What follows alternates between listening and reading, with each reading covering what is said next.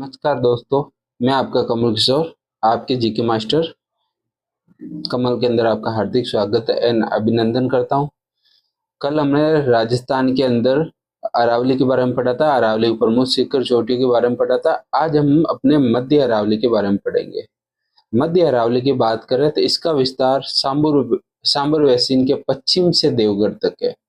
इसमें मेरवाड़ा की पहाड़ियां तथा मारवाड़ को अलग करती है, जिसका विस्तार अपने अजमेर, ब्यावर तथा राजसमंद तक है। यह अरावली का सबसे सकरा भाग है और मध्य अरावली में सर्वाधिक अंतराल मिलते हैं। वापस रिपीट।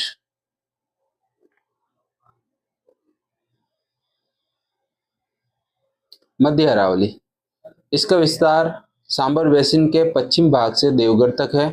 इसमें मेरवाड़ा की पहाड़ियां मेवाड़ तथा मारवाड़ को अलग करती है। मध्य अरावली जो मेरवाड़ा की पहाड़ी मेवाड़ तथा मारवाड़ को अलग करती है, जिसका विस्तार अपने अजमेर, ब्यावर तथा राजसमंद में। यह अरावली का सबसे सकरा भाग है और मध्य अरावली में सर्वाधिक अंतराल मिलते हैं। फिर अगला है अपना दक्षिणी अरावली।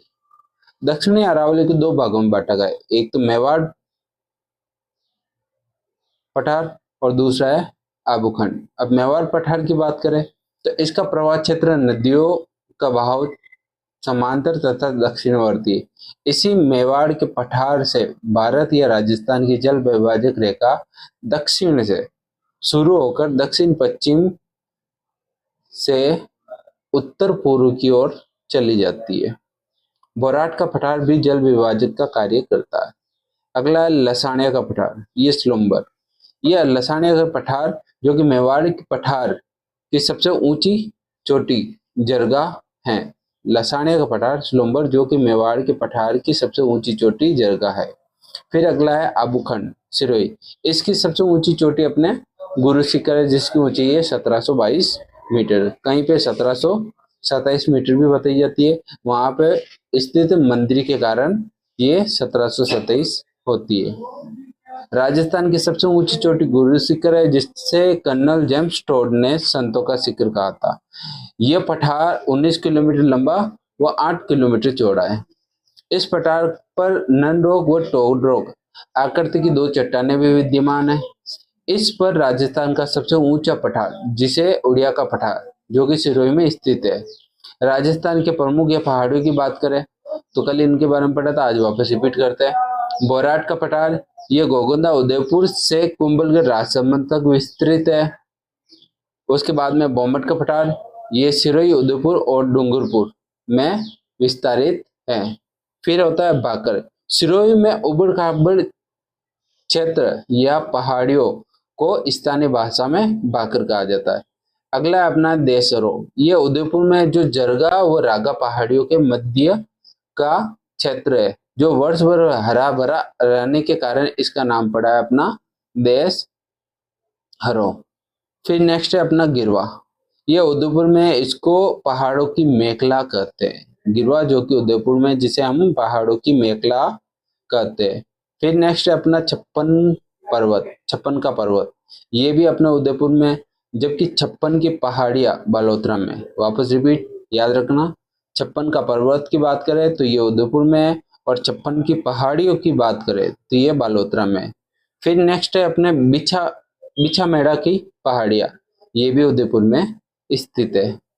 अगला है अपने भौर माता की पहाड़ियां, ये प्रतापगढ़ के अंदर है।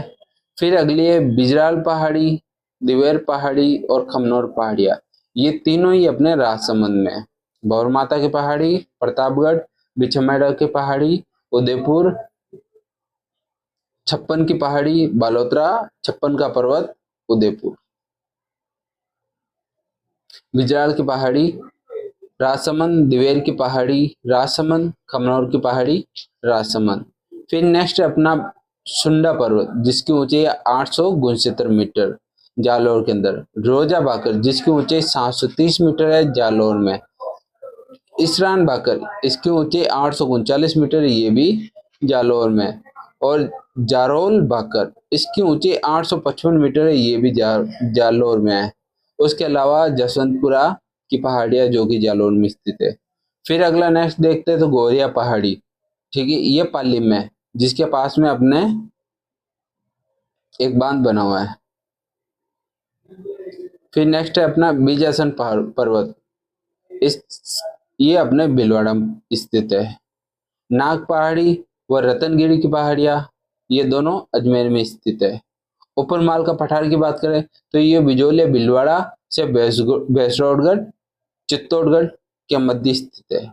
मैसा पठार की बात करें या दोराजी पठार की बात करें तो ये दोनों ही पठार अपने चित्तौड़गढ़ में है। पिंडमान पठार की बात करें तो ये राजसमंद के अंतर्गत है। नानी शिरडी पहाड़ी ये पाली के अंदर है। सारण पर्वत पाली में है। टाटगढ़ पहाड़ी ये वर्तमान ब्यावर के अंतर्गत है। देवगिरी की पहाड़ियां ये दौसा में है। जालाना पहाड़ी या मोती डूंगरी पहाड़ी या गणेश डूंगरी पहाड़ी, ये तीनों के तीनों अपने जयपुर के अंदर है और जयपुर के कुछ फेमस स्थल भी है ये तीनों।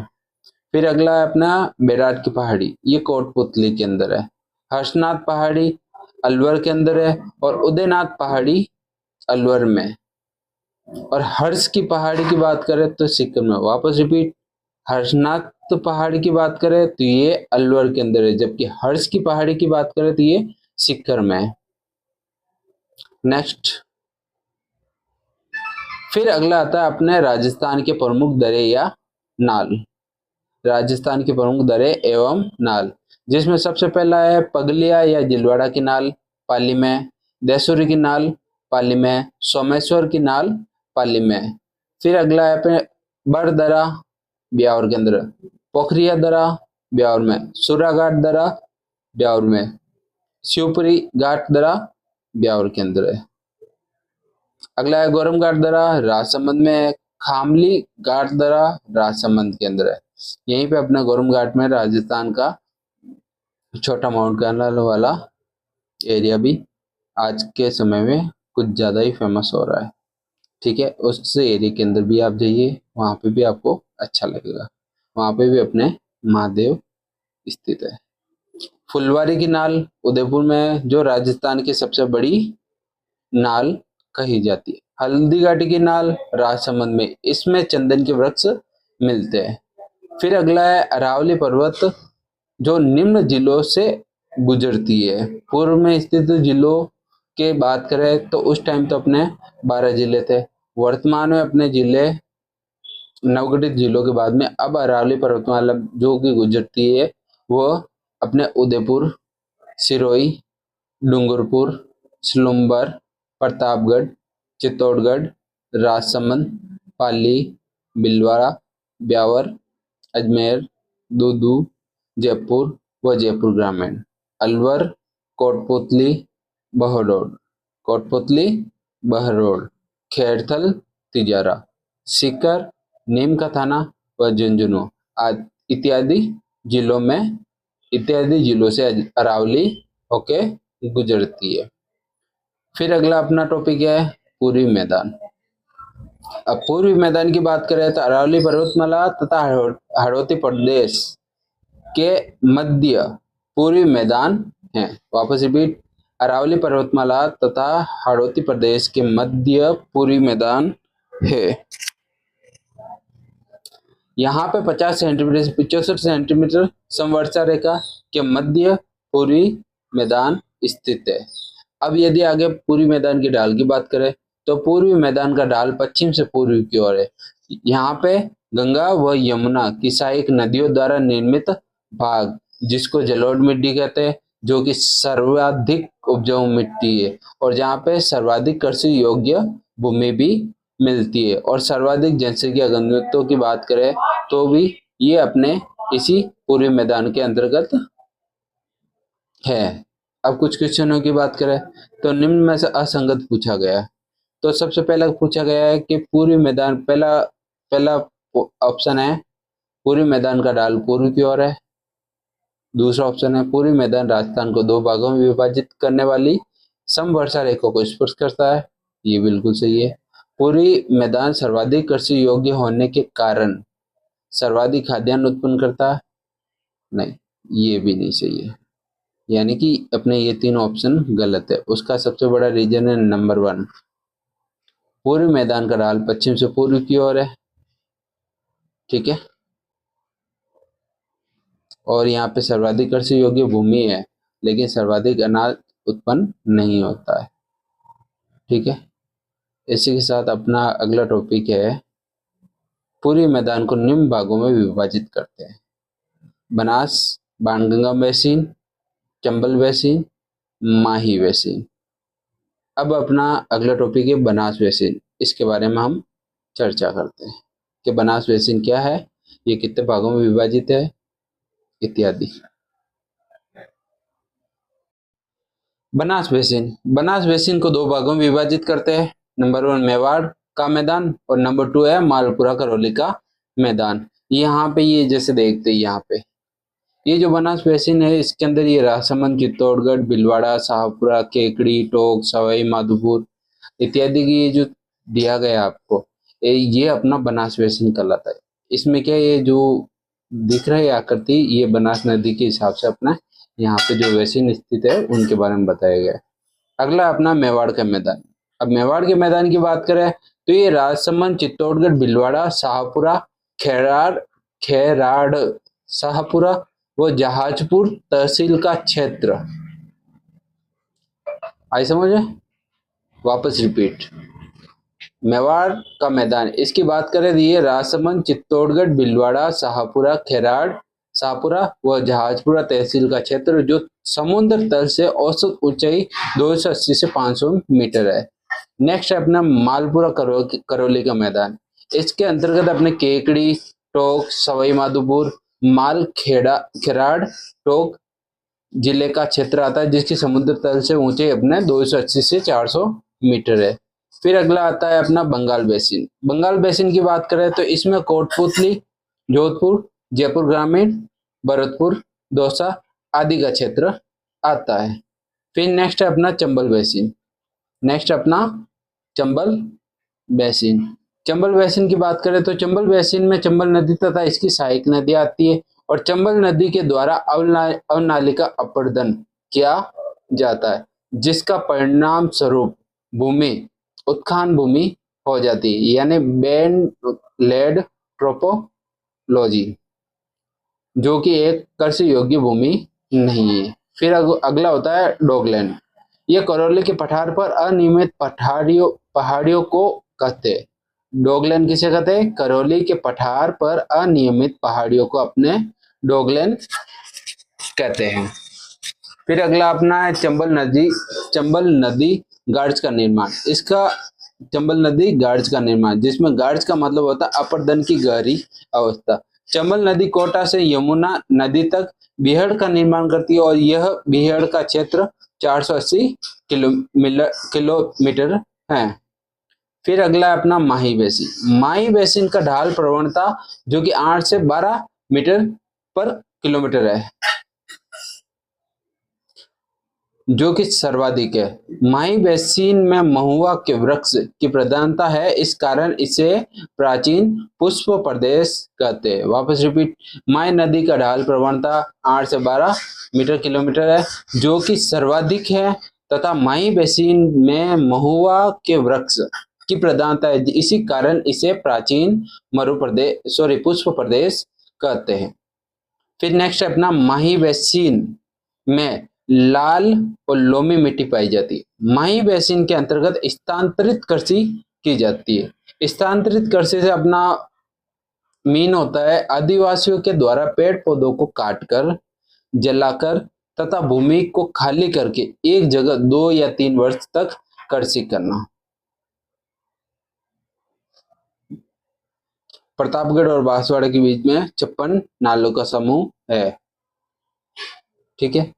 अगला है अपना पूर्वी मैदान के अंतर्गत निम्न जिला आते हैं: अलवर, भरतपुर, डींग, धौलपुर, करौली, दौसा, सवाई माधोपुर, जयपुर ग्रामीण, टोंक, अजमेर, बांसवाड़ा, केकड़ी, शाहपुरा व गंगापुर सिटी एवं खेड़तल, तिजारा। फिर नेक्स्ट अपने आगे आते हैं दक्षिणी पूर्वी पठारी प्रदेश, जिसे हाड़ौती प्रदेश भी कहते। ये अपने अरावली की स्थिति है, इसके अंदर ये अपना विंध्यन कंगार भूमि हो गई, दक्कन का पठार हो गया, यहाँ पे पूरी, और ये परवन नदियां हो गई, काली सिंध और चंबल नदी, और ये उपरमाल जो कि ऊपर उठा हुआ भाग है जिसे हम उपरमाल के नाम से भी जानते हैं। अब इसके बारे में चर्चा करते हैं। ढाल दक्षिण पूर्वी का दक्षिणी पूर्वी जो कि अपने पठारी प्रदेश या हाड़ौती प्रदेश है, इसका ढाल दक्षिण से उत्तर की ओर है। यह ज्वालामुखी क्रिया द्वारा निर्मित है जिसके कारण मध्यम काली मिट्टी है जो कपास तथा सोयाबीन हेतु उपयोगी है। इस प्रदेश को अस्पष्ट अधर प्रवाह क्षेत्र कहा जाता है। वापस रिपीट, इस प्रदेश को यानी कि दक्षिण पूर्वी पठारी प्रदेश या हाड़ौती प्रदेश को अस्पष्ट अधर प्रवाह क्षेत्र कहा जाता है। नेक्स्ट इसके अंदर आगे की बात करते हैं। तो इसमें कोटा, बूंदी, बारा, झालावाड़, सवाई माधोपुर, भीलवाड़ा और चित्तौड़गढ़ जिले आते हैं। वापस इसको दो भागों में विभाजित किया गया है। नंबर 1 विंध्यन कंगार भूमि और नंबर 2 है दक्कन का पठार। विंध्यन कंगार भूमि के अंतर्गत अर्धचंद्राकार पहाड़ी, नदी निर्मित व शाहबाज क्षेत्र आते हैं, जबकि दक्कन पठार के अंतर्गत डंग गंगदर प्रदेश तथा झालावाड़ पठार इत्यादि आते हैं। अब होता है अपने विंध्यन कंगार भूमि। इसके अंतर्गत इसका विस्तार धौलपुर, गलौरी और सवाई माधोपुर में। अरावली पर्वत तथा विंध्याचल पर्वतमाला को दर्शाने वाली भौतिक इकाई उपरमाल का पठार है। वापस रिपीट, अरावली पर्वतमाला तथा विंध्याचल पर्वत को दर्शाने वाली भौतिक इकाई उपरमाल का पठार है। इसको तीन भागों में विभाजित किया गया है। नंबर 1 है अर्ध चंद्राकार पहाड़ी, जिसमें बूंदी की पहाड़ी, रामगढ़ के पहाड़ियां बारा के अंतर्गत, ठीक है। बूंदी की पहाड़ी सतूर 353 मीटर, रामगढ़ की पहाड़ियां बारा जो कि भारत का फर्स्ट जियो हेरिटेज आकृति जो कि घोड़े की नाल जैसी है। उसके अलावा देखें तो कुर्ला पहाड़ी, मुकंदरा पहाड़ियां, चांदबाड़ी या चंद्रबाड़ी जो कि 517 मीटर है, ये झालावाड़ में। और इसके अलावा डंग गंगधर प्रदेश हो गए। अब इसके बारे में आगे चर्चा करते हैं। बूंदी की पहाड़ियों की सबसे ऊंची चोटी सतूर है। कुंडला की पहाड़ी कोटा में, मुकंदरा की पहाड़ी ये कोटा व झालावाड़ में स्थित है। हाड़ौती की क्षेत्र की सबसे ऊंची चोटी की बात करें तो चांदबाड़ी झालावाड़ में जो कि 517 मीटर है। वापस रिपीट, हाड़ौती क्षेत्र की सबसे ऊंची चोटी की बात करें तो चांदबाड़ी झालावाड़ में 517 मीटर ऊंचाई पर स्थित है। अब नदी निर्मित बेसिन की बात करते हैं तो इसमें चंबल नदी तथा इसकी सहायक नदियां आती है। और शाहबाद क्षेत्र की बात करें तो यहाँ पे 12 जिले का उच्च भूमि क्षेत्र आता है। फिर अगला अपना दक्कन का पठार, इसका विस्तार कोटा, बूंदी, बारा, झालावाड़ में होता है और इसको भी दो भागों में बांटा गया। एक डंग गंगदर प्रदेश जिसके अंदर झालावाड़ का दक्षिणी पश्चिमी भाग जो समुद्र तल से 350 मीटर ऊपर उठा हुआ है, डंग गंगदर प्रदेश कहलाता। और सेकेंड नंबर है झालावाड़ पठार जो कि झालावाड़ में स्थित है। दक्षिणी पूर्वी पठारी प्रदेश के 5 उपभागों में विभाजित किया गया है। दक्षिणी पूर्वी पठारी प्रदेश को 5 उपभागों में विभाजित किया गया है, जिसका अगर 5 उपभागों की बात करें तो सबसे पहले यहाँ पे ये देखिए कुछ इंपॉर्टेंट तथ्य, जैसे कि थार मरुस्थल की जनसंख्या 40% है। क्षेत्रफल की बात करें तो 61 या 61.11% है। अवशेष की बात करें तो ये 33 सागर का अवशेष है। और कालक्रम की बात करें तो प्लीस्टोसीन काल का ये थार मरुस्थल है। और यहाँ पे भारत की बात करें तो भारत में ये विशाल मैदान है। इसके अलावा यहाँ पे मिट्टी की बात करते हैं तो थार मरुस्थल में बलुई मिट्टी पाई जाती है, चट्टान परतदार चट्टानें पाई जाती है। फिर सेकेंड नंबर आता है अपने अरावली प्रदेश। इसकी अगर जनसंख्या की बात करें तो अरावली प्रदेश के अंतर्गत 10% जनसंख्या निवास करती है और क्षेत्रफल है अपना 9%। और अवशेष की बात करें तो अरावली प्रदेश गोंडवाना लैंड का अवशेष है। और कालक्रम की बात करती है प्री कैम्ब्रियन काल की पहाड़ियां है। अब भारत में बात करें तो अरावली प्रदेश एक प्रायद्वीपीय पठार है। जबकि मिट्टी की बात करें तो यहाँ पे पर्वतीय मिट्टी है, तथा चट्टान की बात करें तो प्राथमिक या आग्नेयी चट्टानें मिलती है। फिर अगला अपना पूर्वी मैदान। पूर्वी मैदान की बात करें तो यहाँ पे जनसंख्या 39% यानी कि 39% है, तथा क्षेत्रफल है 23%। ये अपने 33 सागर का अवशेष है, तथा इसका कालक्रम भी प्लीस्टोसीन है। और यहाँ पे अगर भारत के अंदर इससे कंपेयरिंग करें तो ये पूर्वी मैदान एक विशाल मैदान है, तथा मिट्टी जलोढ़ पाई जाती है, एवं चट्टानों की बात करें तो यहाँ पे परतदार चट्टानें पाई जाती है। फिर अगला चौथा है अपना दक्षिणी पूर्वी पठारी प्रदेश। यहाँ पे 11% जनसंख्या निवास करती है, तथा क्षेत्रफल की बात करें तो 7% या 6.89% है। फिर अपने अवशेष की बात करें तो ये गोंडवाना लैंड का अवशेष है, तथा कालक्रम में ये क्रिटेशियन, तथा भारत के अंदर ये प्रायद्वीपीय पठार है। मिट्टी की बात करें तो यहाँ पे काली मिट्टी है, और चट्टान की बात करें तो यहाँ पे आग्नेयी चट्टानें हैं। इसी के साथ अब हम आगे बढ़ते हैं। महाद्वीप व महासागर प्रथम श्रेणी के उच्चावच है। नंबर 2 पर्वत पठार मैदान द्वितीय श्रेणी के उच्चावच है। और नंबर 3 के अंतर्गत देखें तो 5 आकार की घाटियां, वी आकार की घाटियां, यू आकार की सक्र 3 श्रेणी के उच्चावच के अंतर्गत आते हैं। इसी के साथ अब आगे देखते हैं। अगला है राजस्थान का अपवाह तंत्र। अगला अपना राजस्थान का अपवाह तंत्र। नेक्स्ट है अपना राजस्थान का अपवाह तंत्र। अपवाह तंत्र का अर्थ होता है मुख्य नदी तथा उनकी सहायक नदियों का क्षेत्र। अब राजस्थान के अपवाह तंत्र को 3 भागों में विभाजित किया गया।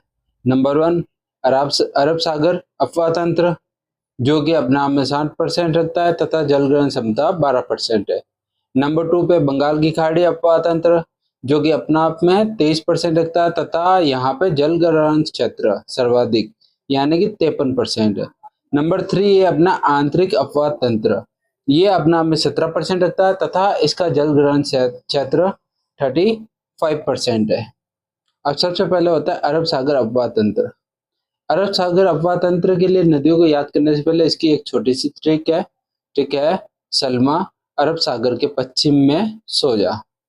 वापस रिपीट, सलमा अरब सागर के पश्चिम में सो जाए। इसका मतलब स का मतलब साबरमती, लूणी, माही अरब सागर के अंदर गिरने वाली नदी है। प का मतलब पश्चिमी बनात, और सो का मतलब सोम, और ज का मतलब जाखम। अब होता है सबसे पहले लूणी नदी।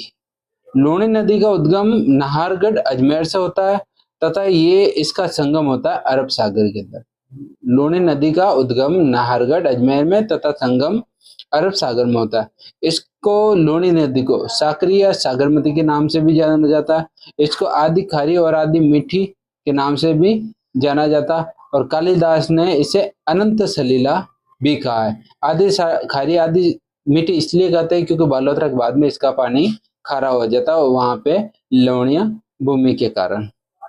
अगला अपना सागरवती नदी। सागरमती यानी कि लूणी नदी, जो कि लूणी नदी का उपनाम है, जिसे साकरी भी कहते हैं। सागरमती नदी तथा सरस्वती नदी दोनों के आपस में गोविंदगढ़ पुष्कर में मिलने के बाद में सागरमती नदी तथा सरस्वती नदी, इन दोनों का आपस में गोविंदगढ़ पुष्कर के अंदर मिलने के बाद इसका नाम अपना लूणी जाना जाता है। पुष्कर झील में जल की आपूर्ति सरस्वती नदी करती है। जब पुष्कर की पहाड़ियों में भारी वर्षा होती है तो बाढ़ बालोतरा में आती है, जिसका कारण बालोतरा में लूणी नदी के पेटे, जो कि तल से नीचे, जो लूणी नदी के जो बालोतरा में पेटा है, जो कि उसका तल है, वो नीचे स्थित है। नेक्स्ट है अपना लूणी नदी का बहाव क्षेत्र। लूणी नदी का बहाव क्षेत्र अधिक वर्षा से कम वर्षा की ओर है। लूणी नदी का बहाव क्षेत्र अधिक वर्षा से कम वर्षा की ओर है। और लूणी नदियों की सहायक नदियों की बात करें तो लूणी नदी की एकमात्र जो बाईं तरफ से मिलने वाली नदी है वो है जोजड़ी, बाकी अन्य सारी नदियां दाईं तरफ से मिलती है।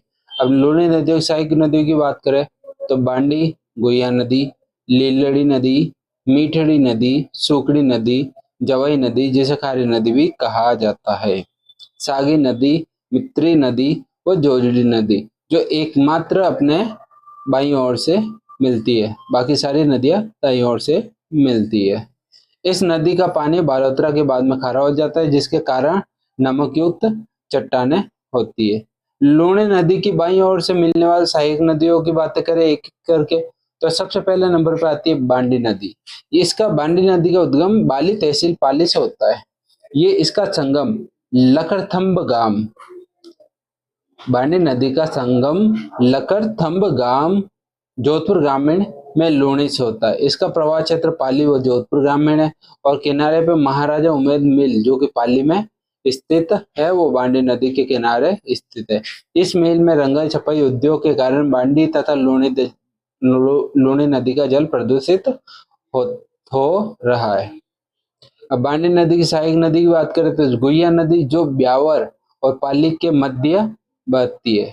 फिर अगली नदी अपनी लीलड़ी, इसका उद्गम स्थल पाली है, जहाँ पे हेमावास बांध भी बना हुआ पाली के अंतर्गत, और इसका संगम लूणी में होता है। इसका प्रवाह क्षेत्र पाली और जोधपुर ग्रामीण है। अगली नदी है मीठड़ी नदी, इसका उद्गम पाली से ही होता है और ये संगम लूणी में करती है। इसका प्रवाह क्षेत्र पाली व बालोतरा के अंदर है। नेक्स्ट अपनी नदी है सूखड़ी नदी, इसका उद्गम देसूरी पाली से होता है, संगम समदड़ी बालोतरा से। और प्रवाह क्षेत्र की बात करें तो पाली जालोर बालोतरा है। किनारे की बात करें तो बागली बांध जो कि जालोर में है, सूखड़ी नदी के किनारे बना हुआ है। नेक्स्ट अगला है अपना जवाई नदी। जवाई नदी की बात करें तो जवाई नदी का उद्गम गोरिया पहाड़ी पाली से होता है। इसका संगम गुड्डा मनाली बाड़मेर से लूणी से मिल जाती है, जो कि जवाई नदी है गोरिया पहाड़ी पाली से उद्गम होता है तथा ये गुड्डा मनाली बाड़मेर में लूणी नदी में मिल जाती है। अब जवाई नदी के प्रवाह क्षेत्र की बात करें तो इसका प्रवाह क्षेत्र पाली, जालोर, सांचौर, बाड़मेर है। किनारे की बात करें तो जवाई बांध जो कि सुमरपुर पाली में, यह पश्चिमी राजस्थान का सबसे लंबा बांध है, जिसे मारवाड़ का अमृत सरोवर भी कहते हैं। इसकी सहायक नदियों की बात करें तो इसकी सहायक नदी में खारी नदी आती है। अब अगला है अपना खारी नदी। खारी नदी का उद्गम शेरगांव पहाड़ी सिरोही से होता है। संगम की बात करें तो ये सायला गांव जालोर में जवाई में मिल जाती है। अब इसके खारी नदी की प्रवाह क्षेत्र की बात करें तो इसका प्रवाह क्षेत्र सिरोही व जालोर है।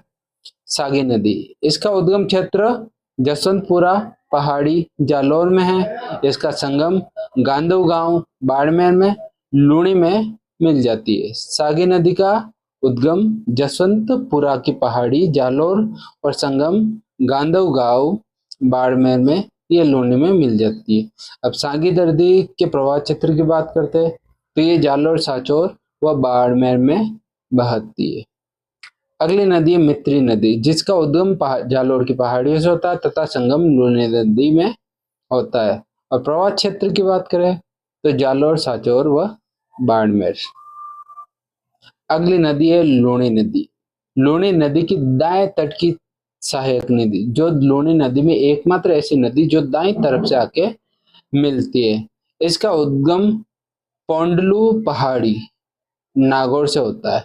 जोजड़ी नदी, इसका उद्गम पोंडलू पहाड़ी नागौर से होता है तथा संगम खेजड़ली खुर्द जोधपुर ग्रामीण से होता है। जोधपुर ग्रामीण में लूणी में मिल जाती है।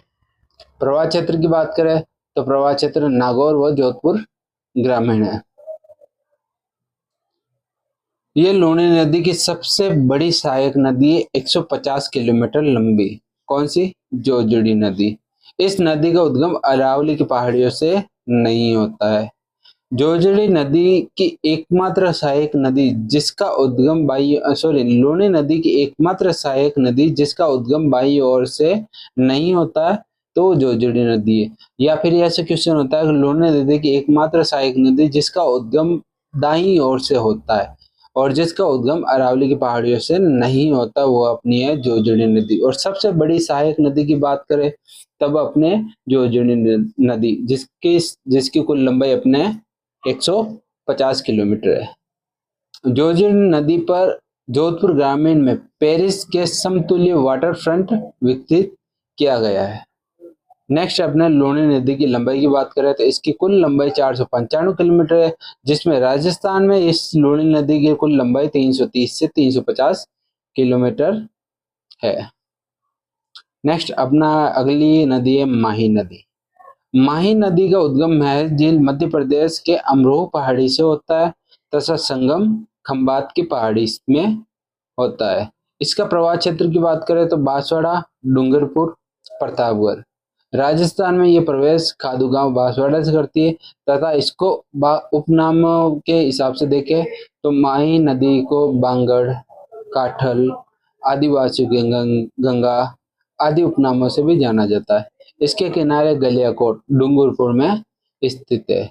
माही नदी की दक्षिण दिशा से प्रवेश करके माही नदी जो कि दक्षिण दिशा से प्रवेश करके दक्षिण में ही प्रवाहित होते हुए गुजरात में प्रवेश करके खंबात की खाड़ी में मिल जाती है। वापस रिपीट, एकमात्र नदी जिसका उद्गम भी दक्षिण से होता है, जिसका प्रवेश भी दक्षिण से होता है और वापस प्रवाहित भी दक्षिण दिशा में ही होती है, वो एकमात्र नदी माही नदी जो कि गुजरात में प्रवेश करती है, खंबात की खाड़ी में मिल जाती है। और त्रिवेणी संगम की बात करें तो माही नदी का त्रिवेणी संगम नवा टापरा गांव, बेणेश्वर धाम, डूंगरपुर में होता है, जहाँ पे माही, सोम और जाखम का त्रिवेणी संगम होता है।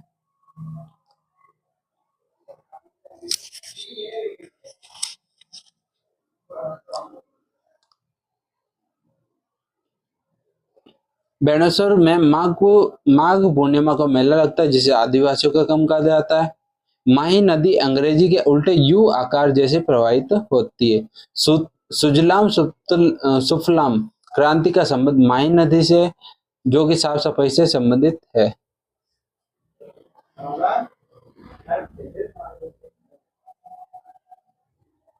जो कि साफ सफाई से संबंधित। इसी के साथ इसी के साथ आज की क्लास में बस इतना ही रखते हैं। अब अगली क्लास में फिर मिलेंगे। धन्यवाद। और आप सभी से निवेदन है कि इस चैनल को लाइक, शेयर, फॉलो और सब्सक्राइब जरूर कीजिए और आगे से आगे इस चैनल को बढ़ाइए, जिससे मैं भी मोटिवेट होता रहूँ और से और अच्छे से अच्छे वीडियो अपलोड करने के लिए। Thank you.